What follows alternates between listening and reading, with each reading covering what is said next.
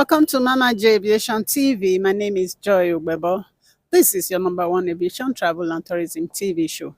Today we are here at the annual conference of Flight Dispatchers Association Nigeria. Secretary General 20 years later, I'm Victoria Jumoke Adegbe, the Secretary General of FLIDAN. I would like to call on you to understand some of the advantages of joining us as an association. And of course, I've been a part of it. And I think it's a really wonderful. It's nice to see all of you here. Subsequently, I wish maybe perhaps I can take a new life. It's better after retirement. But whatever, but that's just on the lifetime. Thank you very much, Ken. Lord, that the person has been trained. So we want to see the training record of that person when we go for inspection. What number, sir? This is morning. Okay, it's morning. Good morning. My name is Suleiman Idris. I'm the chairman of the League of Airport and Aviation Correspondents. There's this particular consign whereby, let me say, part of the airline, the pilots, oftentimes they don't even listen or they don't want to take the direction or the directive of the flight and dispatcher. I follow the fee. Who are you? The pilot. You are just a flight dispatcher. Whereas he or she is playing her own critical role, and they need to follow advice. But they don't do that. How does NCA address this issue? Because times it comes also. Thank you very much. Yeah, I will not address that as the Director General. So I will address it as the person in charge of flight dispatch when it comes to conducting the oversight. So I heard that session in the CAA. So I can tell you we've gotten them. But when I was in dispatcher, it happened to me. So I work with my guy in Okada Airlines. Then, so when you go to the cockpit, you present your documents. So if the pilot is not happy, you can throw your documents through the window and it will depart without your document. So I think it's shaking itself because probably has also been together together. So the may have also suffered the same fate. So but it cannot happen now. The joint responsibility. So I have with me here the president, Mr. Ayuba Daniel. Welcome to Mamaj TV. Good afternoon. Thank you very much. Well done for this. Yeah. I've listened to a lot of speakers make different remarks there and presentations, and some of my take home is that flight dispatchers are not really accorded their place in the industry. They are underpaid, undervalued. How do you think we can lift them from these unders to putting them up there where they belong? Yeah, that depends on the authority. First and foremost, let me say this. For the sky to be really, really safe, a lot has to be done from the ground. And then the people to ensure that this happen are the authority, the CA authorities. If they can come to the dispatchers, the ground operation officers, the ground pilot. We are pilots too. Yeah, we do the same training. The only difference between ground operation officers and the pilots is just instrument. They are being paid heavily for handling expensive equipment, but we are being paid poorly. And with the poor remuneration, hard work, long working hours, most time you get fatigue and you have to dispatch a lot of planes. Look at pilots, for example. You don't fly more than, even if you have three type of aircraft in your fleet, a pilot is limited to 2. But you see a dispatcher dispatching all the flight. There are times it's a safety issue. You shouldn't do more than 2 aircraft. But the people want to maximize their profit. They make sure you dispatch all the flight.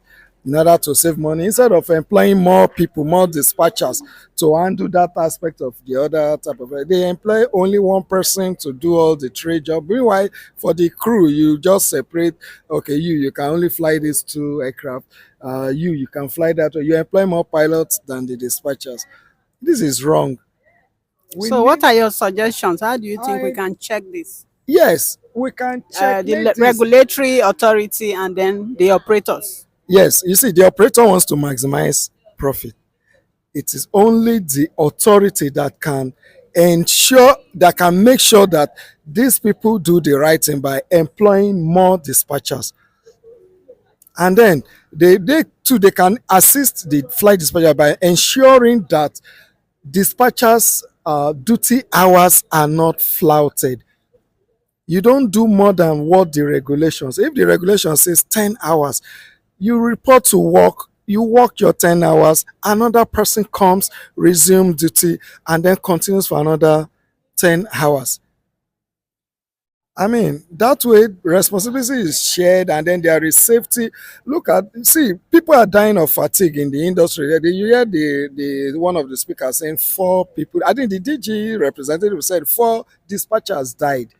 Me, I was even thinking it's only 2 or 1 or so. But he knew, because they are the one that have the records. 4 dispatchers died due fatigue on the tarmac. You see people just collapse. The ones that are not there, that maybe sometimes they are sick, they are in the hospital. So the regulatory authority should come in with stringent laws and regulations, helping the dispatchers.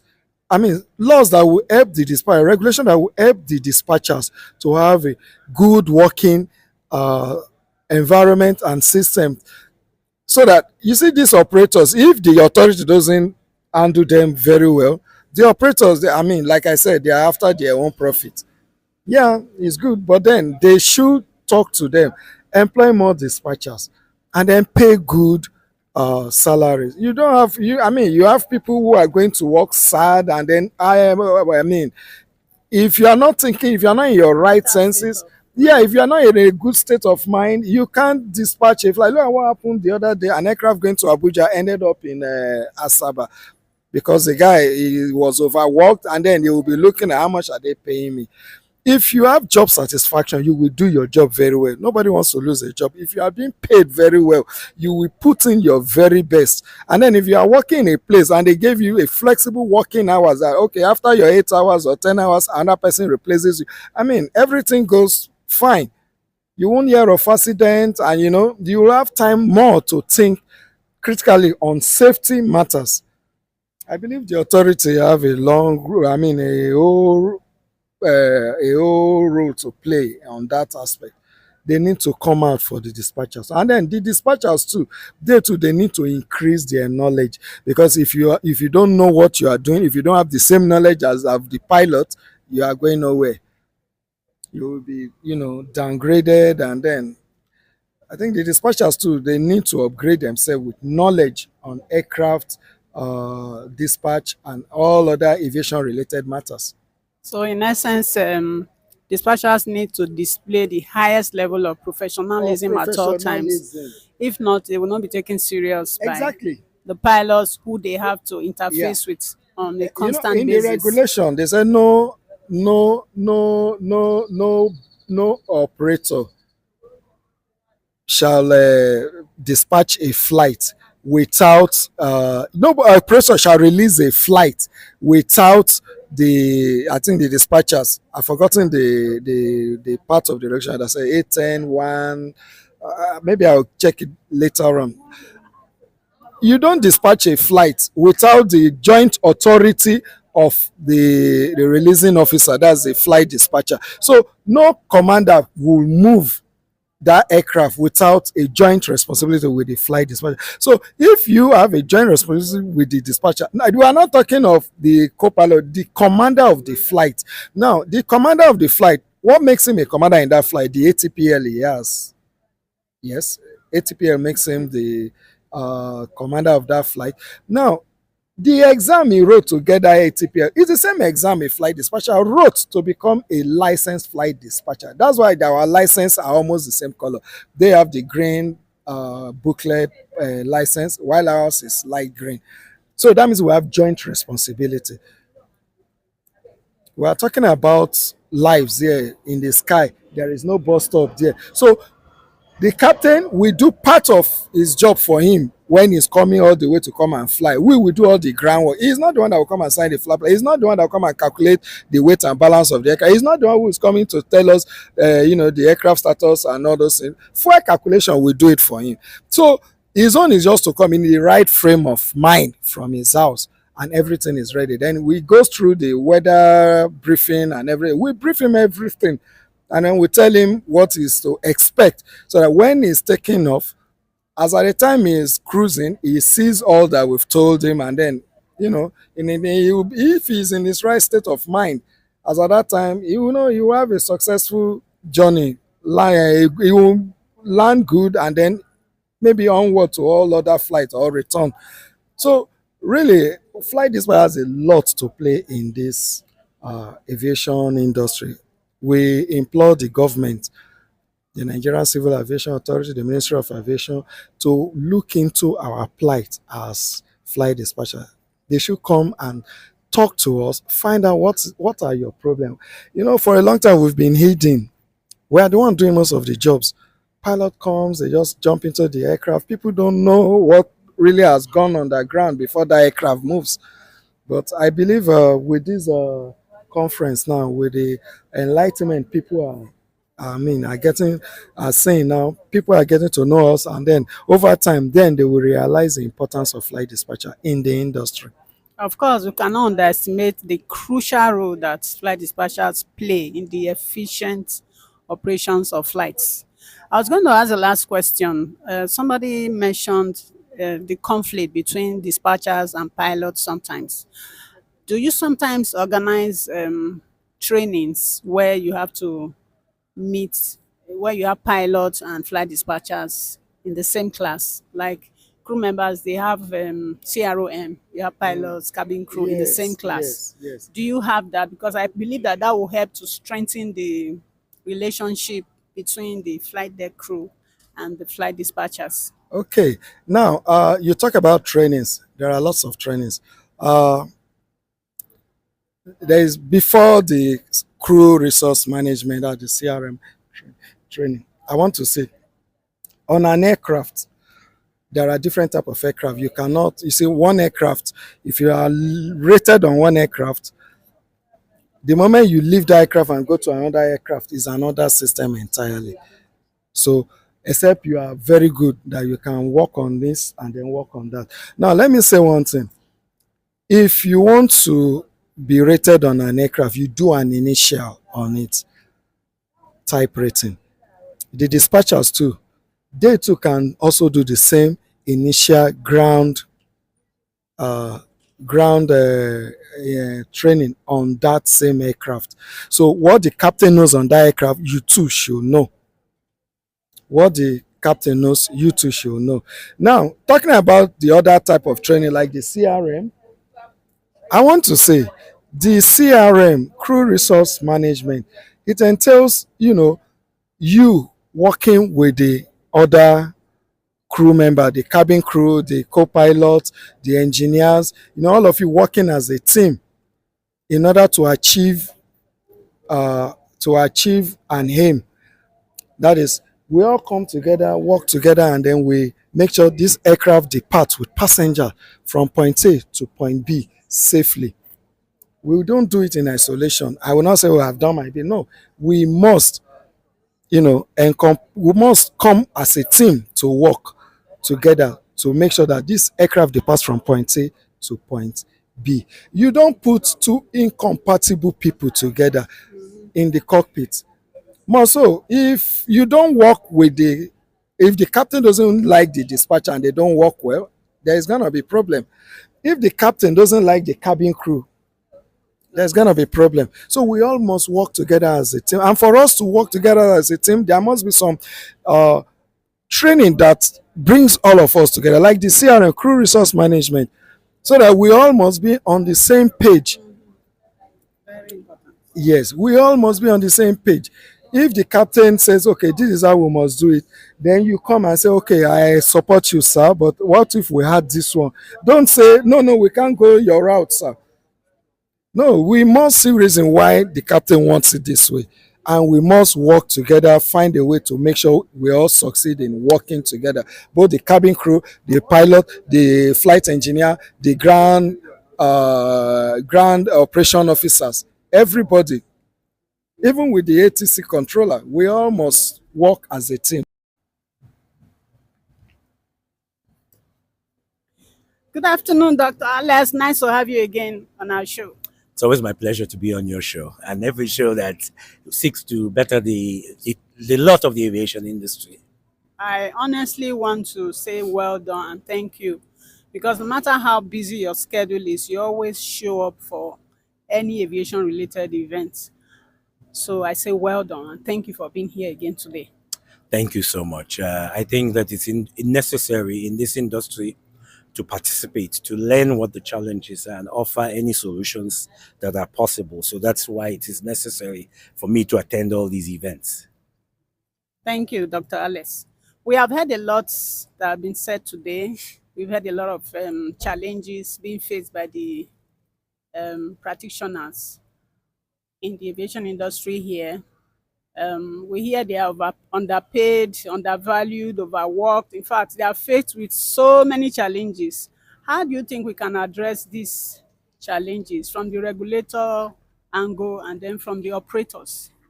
I think that attempting to address these issues individually will get nobody anywhere. And so that's the importance of the role that FLIDAN plays, is that FLIDAN can take to the authorities and to the companies and all the parties the collective desires and interests of dispatchers and then use that as a basis to demonstrate the role that they play. So yes, you get underpaid and not because you're not valuable, because you don't have adequate representation to fight for your interest.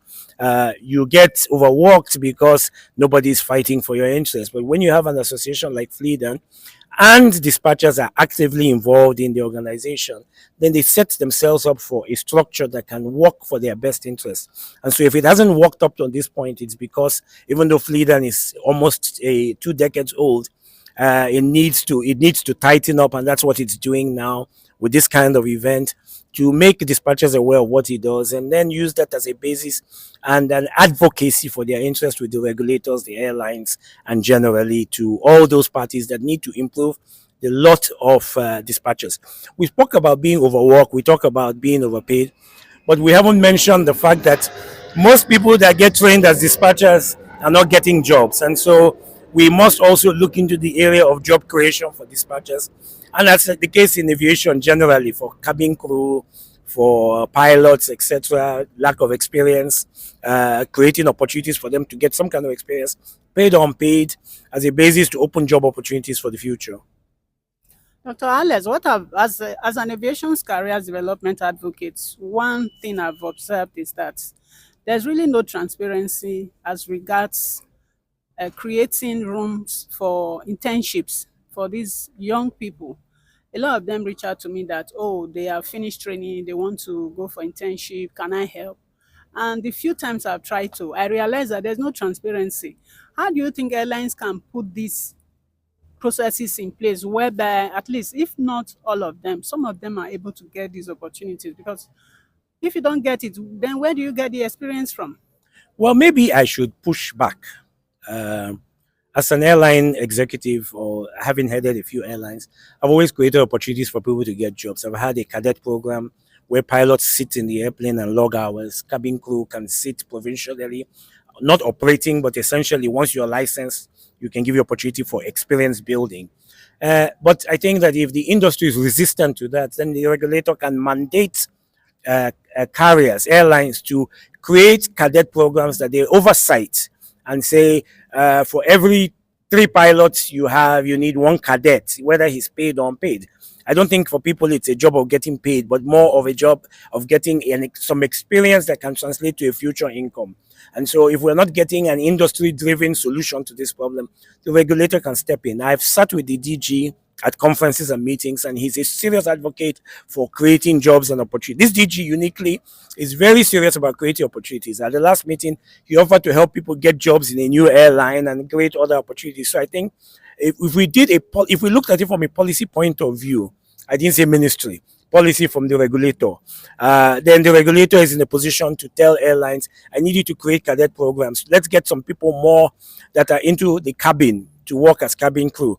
Let's get some people in the cockpit to work as pilots, paid or unpaid. Let us create jobs for dispatchers, because we talk about future gaps in employment. We see a serious situation where in the next decade we're not going to have enough pilots, enough cabin crew, enough engineers, and we're not giving people the experience to take those jobs. We must be forward thinking in our approach. And in that forward thinking approach, we must figure out a way to get people into these airplanes, to get the experience required to get these jobs of the future. Thank you very I'm retired Air Commodore Ademola Onitiju MNI. I'm the president of the Aviation Safety Roundtable Initiative, popularly known as ART, Aviation Roundtable. Okay, so having been around and hearing the discussion about the challenges of this Patchers Association, what do you have to say to make it better in the industry for them? Aviation has always been a collaborative thing. It's a group thing. Every part from all the components of the aircraft, every personnel, human resources that manage it, they complement one another. There is none you can do without. The flight dispatchers are very important. Their roles are crucial for flight operations and even aviation in general. Flight dispatchers are geographers, they are meteorologists, they are engineers, they are fuel quality controllers. You name every aspect of operations, they have to be up and doing. They are crucial, but most of the time they don't get seen.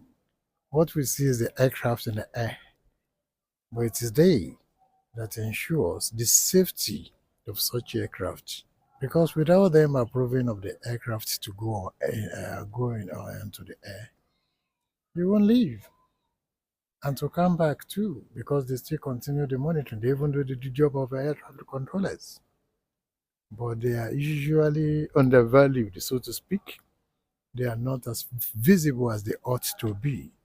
And from what we have heard, the remuneration is not encouraging.